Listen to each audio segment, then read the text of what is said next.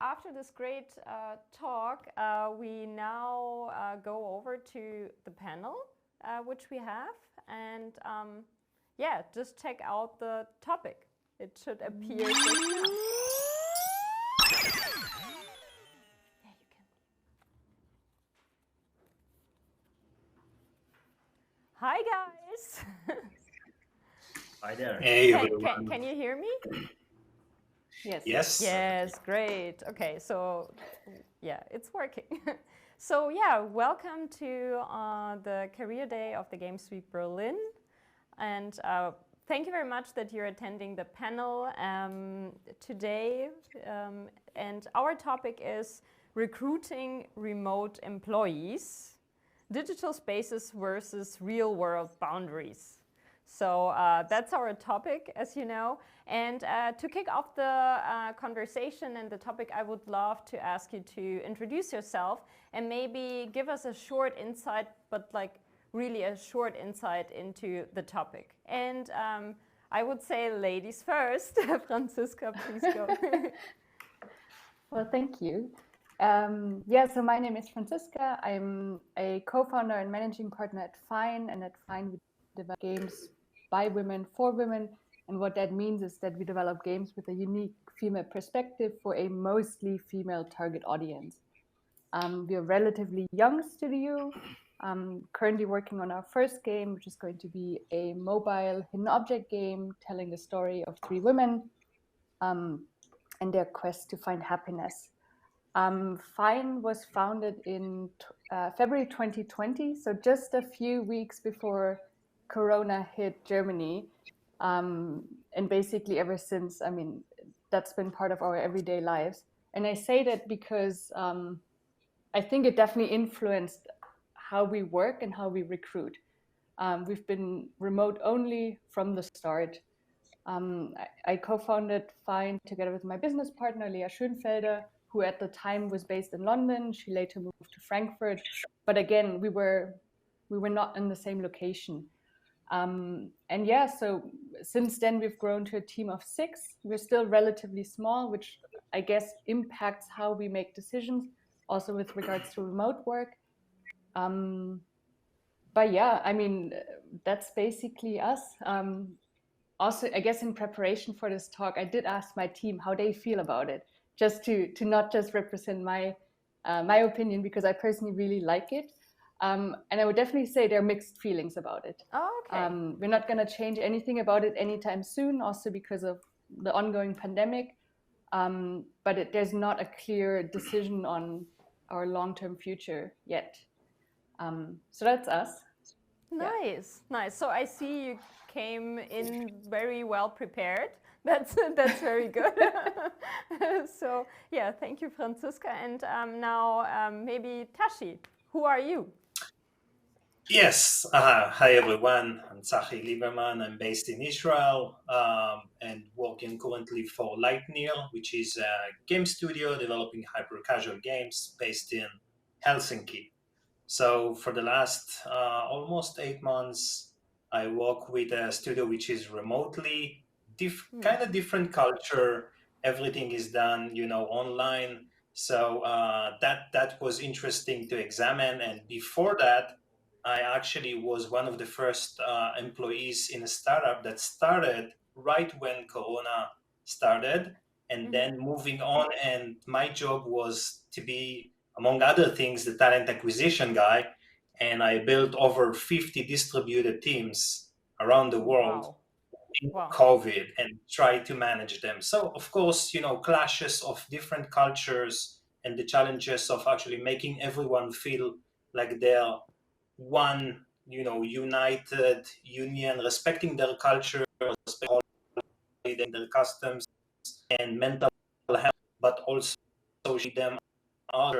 sharing with them our weeklies and our special occasions. So that was like a huge challenge, and I would love to, to speak about it. I've been in the industry for over 70 years.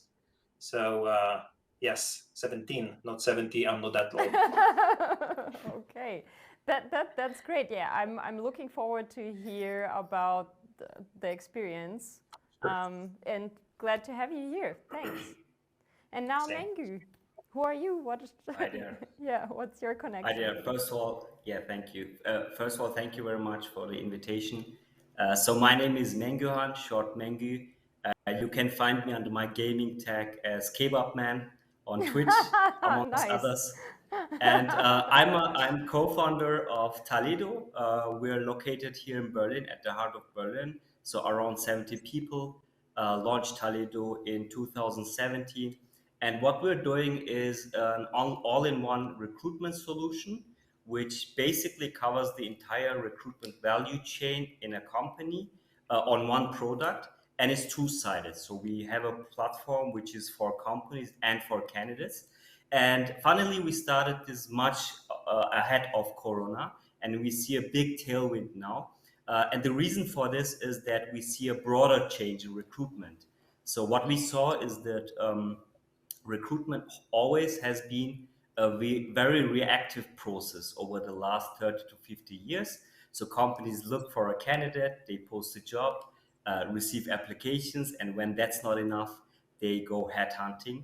And the way it has been going over the last years is not really nice. So anyone who has developers knows how many spam emails they receive. So sometimes up to 100 per day. Yeah. And this is why we believe that recruitment, especially digital and remote recruitment, will be a much more active process. So keeping long-term engagement with a candidate, building relationships, and that's what we're basically building with our platform.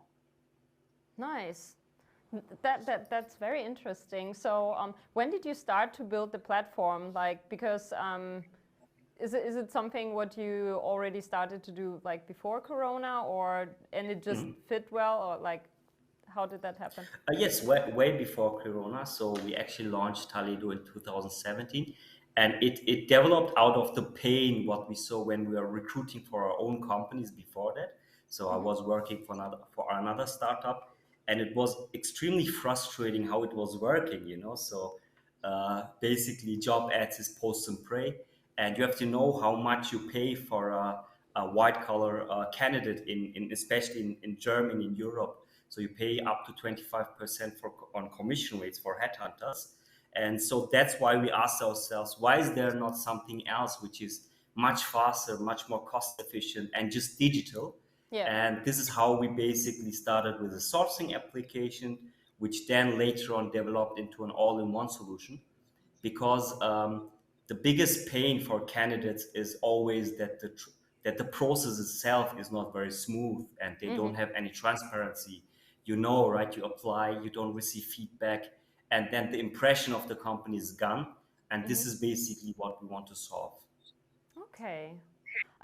Maybe to tie into that, Franziska, how is your process? How does it look like right now? Like the remote recruiting process? Yeah, it's a very good question. It's still very, I don't want to use, it's still in its infancy, I would say. And but it works, use, obviously. It does work. So yeah, we're a team of 6, and we found those people in different ways, I would say. But it was just mentioned the term long-term relationships, and I think that's something we tap into. So most of us have been in the company, or in the industry, for about 10 years. So we have pretty big networks that we can tap into. But if I look at who's working with us now, it's former colleagues, it's friends, our artist we found by headhunting her ourselves, and then also one person I know her from going out. So it's quite diverse. And I guess our process is rather simple. We put up an ad on our social media. We track the candidates in an Excel sheet. We sort them. And then so far what we've done, we've always invited 3 to, like, we check on the skills, we invite 3 for a short conversation. And then we decided to hire most of them for a freelance assignment. We do need to test, is it a fit in terms of culture, skills, and everything. And I think the best way to do that is through testing, but I think the regular, in the past you would get a test that you do over the course of a week, and that's it. And I'm not sure if that's enough. If you, especially if you hire people that you're not going to see face to face until after you have hired them. So that's been our hack. It's worked out fine so far. Yeah. Okay. And Sachi, maybe like what do you think of the process? Because I think Franziska, you already said, okay, they need to fit into the culture, and it takes a while to test that if they really fit. What is your experience with that? So let me shed some light on the process that I've been through on the previous company before Lightyear. So my was to hire and build around 50 or more distributed team, which means that every part of that team is probably located geographically on another spot on the globe, which was very challenging. So you don't only have that you never work with, you have to create that team dynamic between those professionals and actually lead them to develop a game and a successful game and feel like they knew each other for more than 1 second. So first of all, I think the attitude is always is that I'm hiring a person, because a person can be a professional and it can be a top artist or top developers, but it is really hard to work with when he is in specific teams. And further on, if it's remotely, we need the responsibility for that person to take upon himself. So first of all, hiring a person. Secondly, how do you do that? Because like, what does it mean? Like, how do you test remotely? That's my person. Sorry for interrupting, but like, how do you do that? That's the next bit. So a little bit, backwards. Where do I find those people first? So since I'm not an original talent acquisition guy, I'm actually a developer, and currently I lead the game design and data in the company. I'm also a gamer for many years. So what I did is go into all of the gaming communities, Discord, Unity, you name it. And I actually fished those, gamers, game developers, game artists, which has a name in the industry, that showed visual examples of what they do. I added them to my Discord. I started a conversation. It's not like I'm hiring you. I'm not a corporate talent acquisition guy. I'm just a gamer speaking with a gamer, trying to understand your passions, where you see yourself in several years. What do you like? What's your vision? How do you work? Did you work with other people in other teams? Was that game successful? If not, what did you want it to improve? So unofficially, that was like the first interview. Secondly, of course, there's a filtering. But then in that conversation, I managed to understand there's a chemistry where you find yourself speaking 10 minutes, first 10 minutes, first 20 minutes with a person, and you feel that this person is someone that you want to work with. Of course, it's not an absolute, and you need to test that further on. And we gave assignment, not just professionally, but also personality-wise. We, after passing the professional, they will speak to the other team members, and we dynamic task online that you need to solve. So it was something that helped us filter part of those people which are only there for the salary, or just to make work for a company with a name on it, and actually find those people which are passionate about what you do. Oh, so, good. Oh, yeah. Is Franziska back too? I think we're back online. Hi, everyone. Hello, hello. Yeah. I'm here. Live again. Yeah. Yes. Franziska still seems to be frozen, but maybe we still can continue. We just talked about like how to find and how to source the right employees. but what happens if you already, okay, so you sourced them, you employed them, what do you then? Like, how do you keep your employees? Because like right now, if everyone has access basically to the employees, like you have like an international competition going on. How do you keep them? Like maybe, Mengu, maybe you start. Yes. Yes. It all basically retention is not only like after the hire, it's also pre-hire. So if you leave a good impression on during the recruitment process, that it starts with that. And we have a big emphasis on the onboarding stage. Obviously, it's a bit more difficult during remote onboarding. So what we try to do is to make kind of like a hybrid system where we have pre-recorded content as well as live content.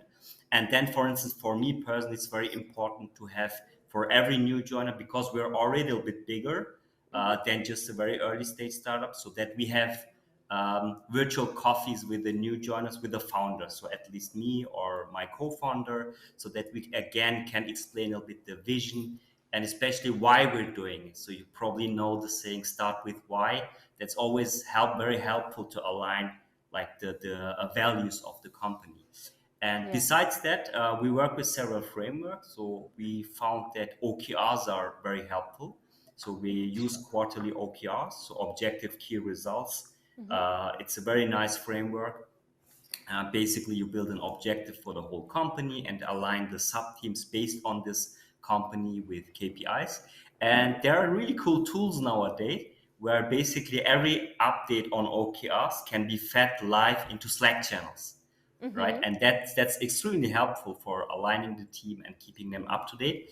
And there are very small like twerks you can always do to kind of celebrate little things. So, for instance, we have several automations where when a new deal is closed in the company, it goes to a celebration channel on Slack, and then we call it the Giphy War Start, where everyone is spamming their Giphies and just celebrating the success.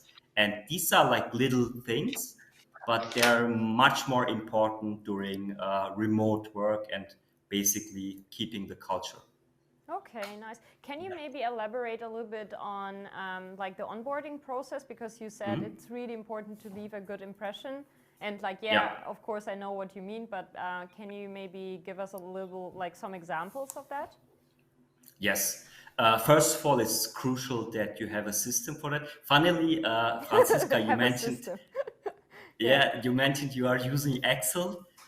This is what we see very often for recruitment. Actually, like we provide our ATS for free, just to keep in mind, so you can use it completely out of charge. But there are also so-called HRM systems, and they usually have so-called like this onboarding tasks that really people know what to do at each stage. But what helped really a lot during the onboarding to let the team give the trainings.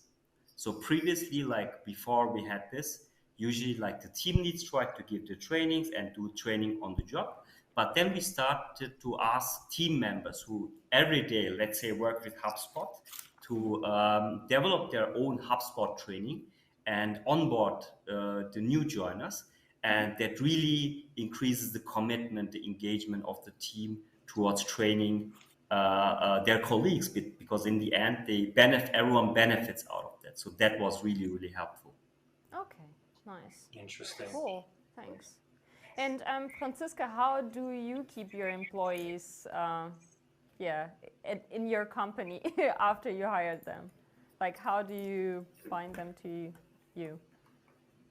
I think, again, because we're very small, we're very value and mission driven.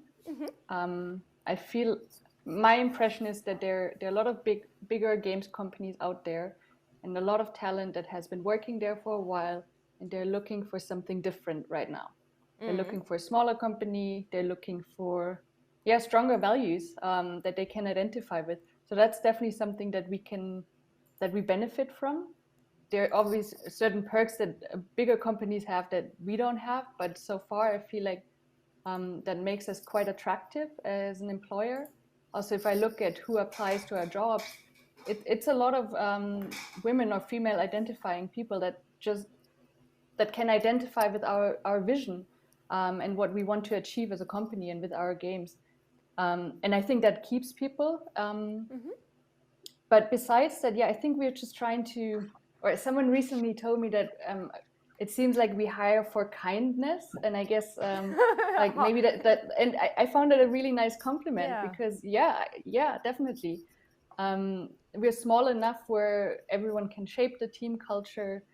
Everyone has a really big impact. Like we rely on every employee that we have. And I think, that's how we are able to keep our employees or retain them. How do you communicate that? Because like it sounds awesome. Like I would love to adapt that. You know, I'm also a small like company. But how do you communicate that? Because like if I don't know you, how do I know your values and everything what you said? Like how did you do that? I think it starts with your job ad. What do you put in there? Do you go for very typical game culture sentences? Are you looking for rock stars? And that does work for certain companies, but it's not what we are trying to build. So I think you can do a lot with like the skill, like what you're looking for. Besides the hard skills, there's also all the soft skills, and then it's really down to living it every day. I think your employees see how you interact with each other, how much respect you have towards your co-founder or other employees, and you have to fundamentally believe in kindness and being nice to each other, and then it comes quite natural. And you just have to be very careful that the people you hire are also follow down that path. And I think, I don't know, I'd like to say that at Fine we're all kind of fans of each other. Like everyone is very skilled in their own way, soft skills, hard skills, and everyone is working so hard. And I think something that is very important working remote is voicing that. If someone achieves something, celebrate it. And even how if it's do you just do like that? Slack, heart emoji, something, react. And I think like no one is watching you, and if you smile in front of your laptop, no one's gonna see it. So just write it down. And I think it's the small details, the small messages that everyone has to be reminded that we have to share them.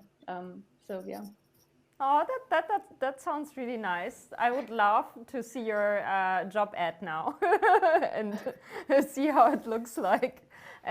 Maybe Tsachi, how do you keep your people motivated? So first of all, they are not my people. We are a team. So there's no ownership in that. We are working towards one goal, one aim together.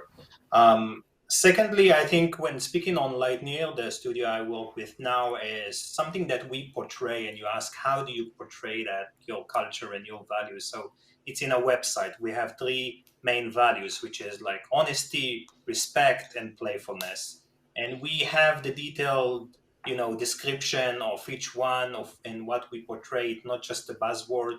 We actually have a Slack channel for kudos. So whenever like a member is doing something great, we pat on his back or her back, and it's a moment to celebrate. Secondly, I think it's all about other than the culture, which we'll speak in a second, it's also about the competence development of that employee.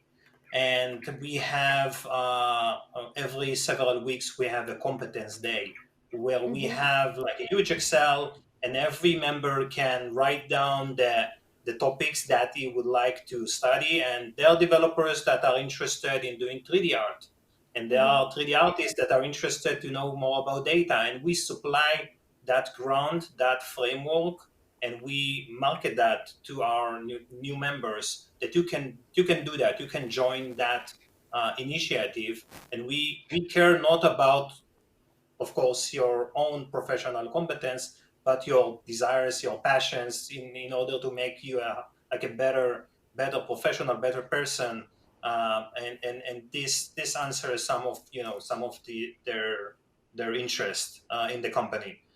Secondly, Yes, for example, every financials that we have in the company, every projection that we have are distributed in the weeklies. So taking a little bit out of Supercell's playbook, it's all about transparency. It's Okay. all about not creating great individuals, but creating and building great teams. So that's what we are trying to do.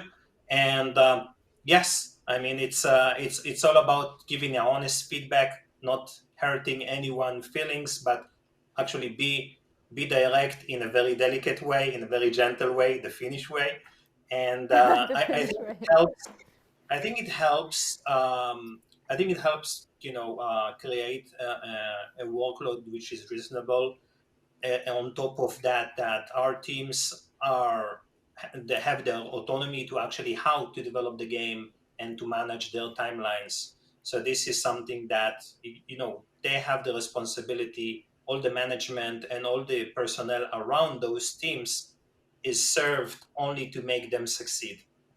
So we are not telling them, hey, that's what you're going to do, but we are scaffolding them to the process of actually making their passion game, making it successful, and celebrating with them the success.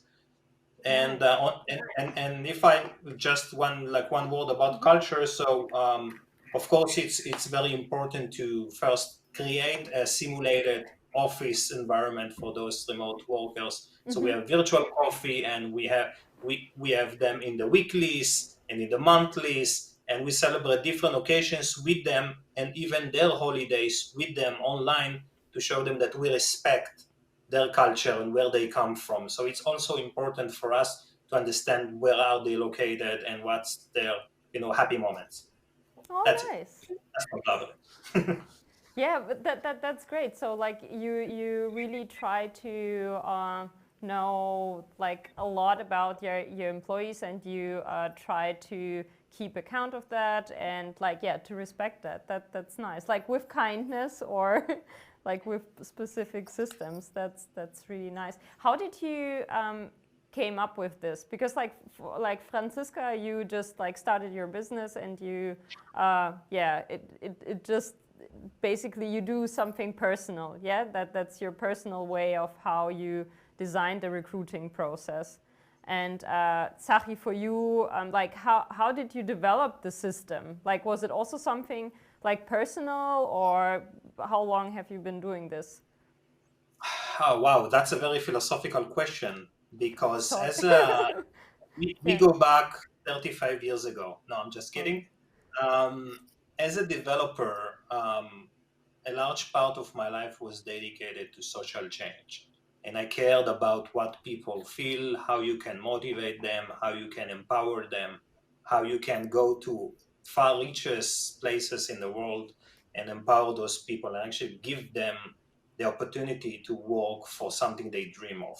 So whether Oh, it's in that like in sounds India, in nice. Africa, in other places in the world, that was something that I love to do in different organization, whether it's volunteering or actually working for a company. So I think that moved on with me to other companies when I was part of the leadership, or being in the management. That was something that for me, I always strive to have a non-hierarchical organization, like a flat management, and also try to recruit, as I mentioned, people, because that's what I look for first. We had so many, even in companies that I work with. I've worked with professionals which were top in their field, but they were horrific to work with. So I think there need to be a balance, of course. But what takes those employees further on is their virtues to carry on, care about the product and the company, connect very well to the team, and create that dynamic, which is very rare. And if that dynamics works well, you got a very good team to nurture on and on. And you could see that on a game that you develop or on a product. So I think this is something internal for me, and it's a way of management for how I see companies strive. Nice. What do you like? For me, it sounds that because of the new situation, you have to like you created just like new ways of employ people and like how to handle like the remote work. But it was there already before. It's not that like Corona hit and then everyone started working remote, you know. But right now it's like more and more there.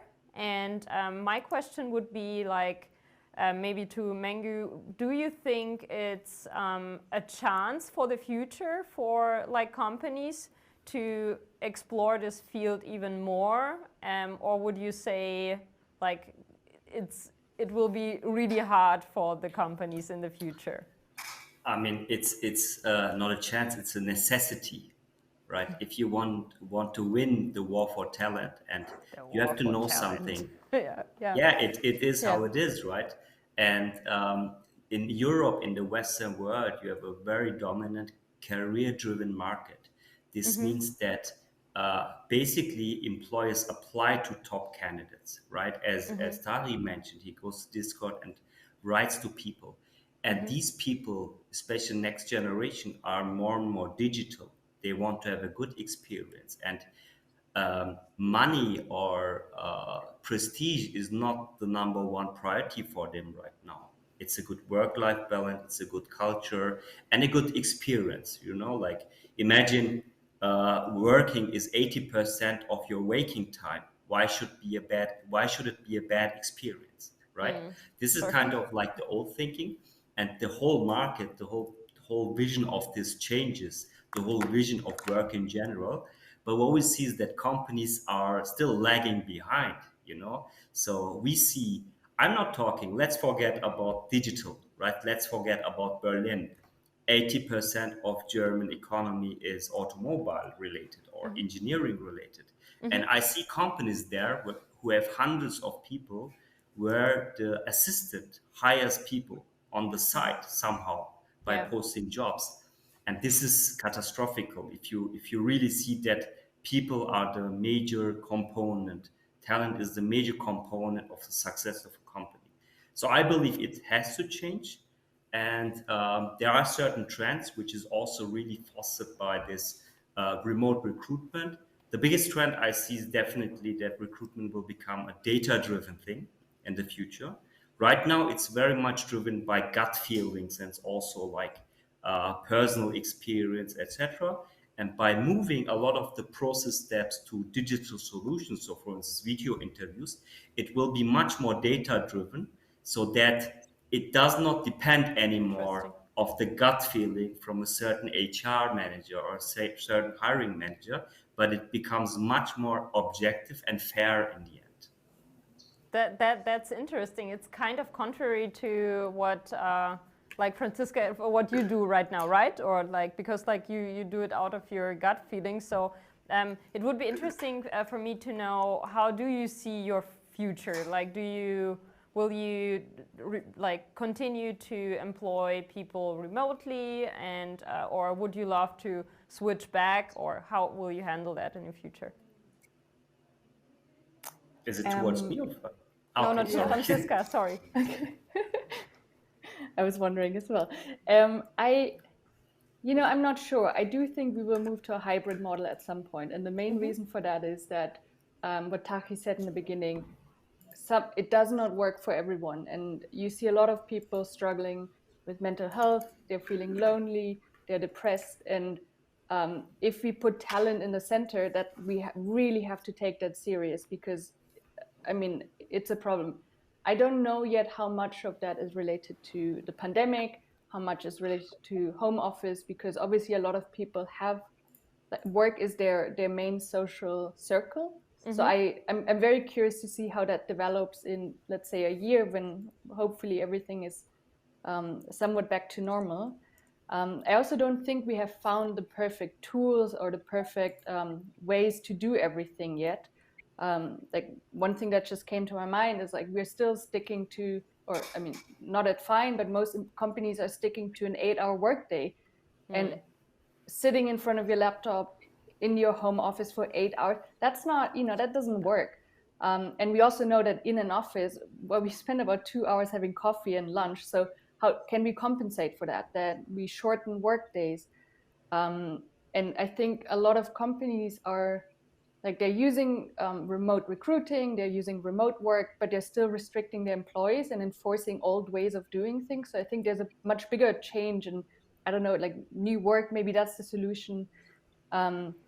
So coming back to your question, I do think we will get an office space at some point that will be a hybrid where people can come in, they can socialize, but I think we will also keep the option to have remote work, also because not everyone is in Berlin.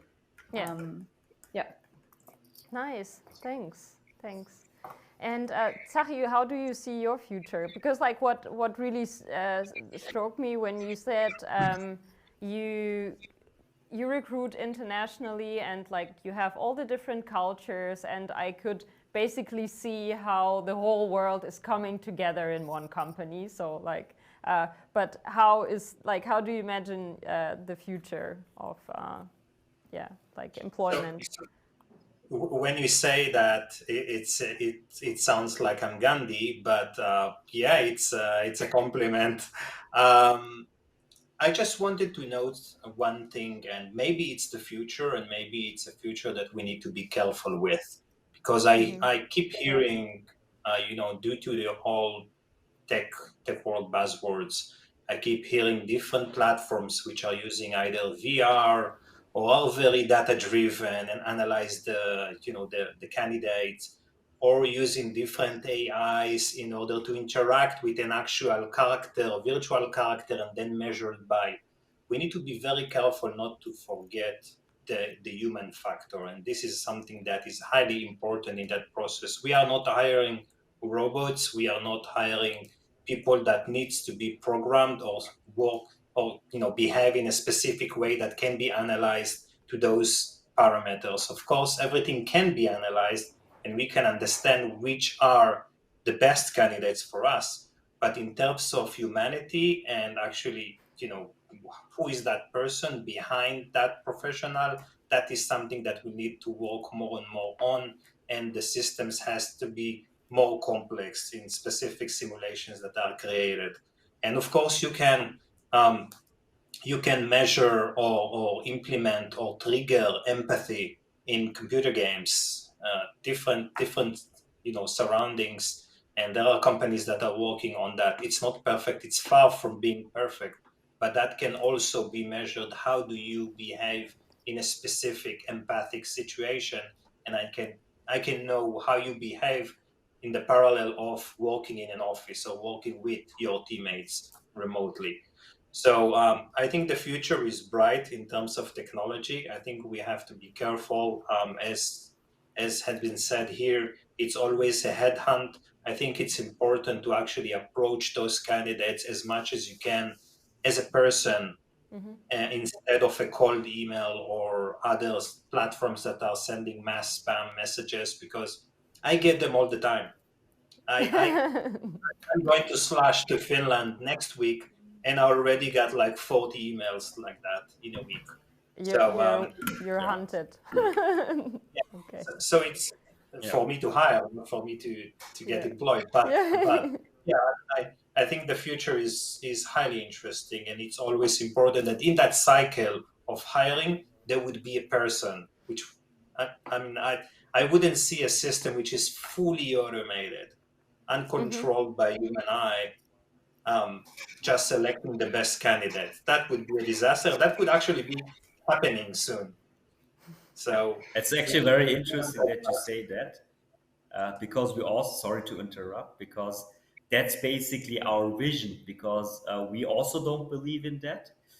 We believe recruitment is a people business still, same as sales, right? No one wants to buy or hire from a bot, right?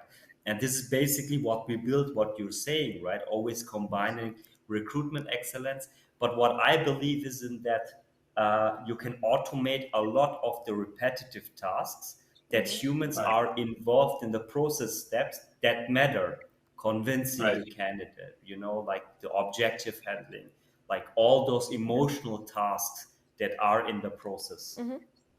Right, and another something I may say here, following your words now. I mean, speaking to candidates over several years, um, some candidates always ask me, so now you're going to ask me those 5 questions or those 10 questions. And there's always like a notion in a candidate eyes. When a recruiter approach them, they will ask, name one negative attribute and one positive Yeah. attribute. Or where do you see yourself in 5 years? Or, and that's always cliches of the HR world, and this is something that is still in the minds of candidates when they are approached by someone.